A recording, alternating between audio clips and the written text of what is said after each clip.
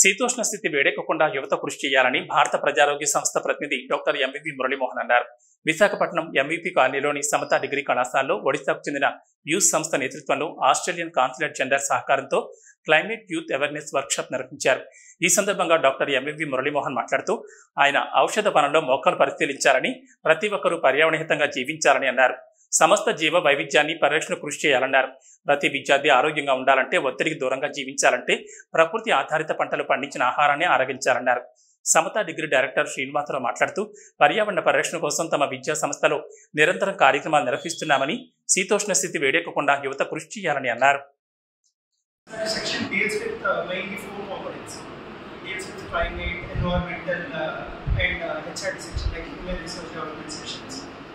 So in that regarding climate change, we launched EcoVisor program. As you know, as you see in the barriers of everything. మీరు చిన్నతనం నుంచి ఇప్పుడు సుమారు మీ అందరికి 15-16 సంవత్సరాలు ఉంటాయి. ఈ 16 సంవత్సరాలు మీ ప్రయాణంలో వాతావరణం ఎలా మారుతుందనేది మీరు గ్రహిస్తే, మీరు పుట్టిన టైంలో ఎండ వేడి ఎంత ఉండేది, ఇప్పుడు ఎండ వేడి ఎంత. ఇంకా మేము చెప్పాలంటే మా టైం వచ్చేసరికి సీజన్స్ అన్నీ ఉంటాయి. ఈ సీజన్లో వర్షం పడుతుంది, ఈ సీజన్లో చలి వేస్తుంది, ఈ సీజన్లో ఎండ ఉంటుంది. అలాగా సీజన్స్ ఉంటాయి. ఇప్పుడు సీజన్స్ లేవు. మా చిన్నతనంలో వర్షం వచ్చిందంటే ముసురు అనేవి విజిలింగ్ రేస్, చిన్నగా వర్షం పడుతూ ఉండేది. ఆ నీరంతా కూడా భూమిగా ఇంకుతూ ఉండేది. ఈ మధ్యకాలంలో మీరు చూస్తూ ఉంటే ఎక్కడ అటువంటి వర్షం లేదు. క్లౌడ్ బరస్ట్ అంతా కూడా. క్లౌడ్ బరస్ట్ అంటే దడ ఒక గంట వర్షం పడిపోతుంది, వీధులన్నీ ముంచెత్తేస్తుంది. ఆ నీరంతా సముద్రంలో భూమిలో పోయేదే లేదు. ఇటువంటి పరిస్థితి మనం ఇప్పుడు చూస్తాం. Importance of climate, where you also play a major role.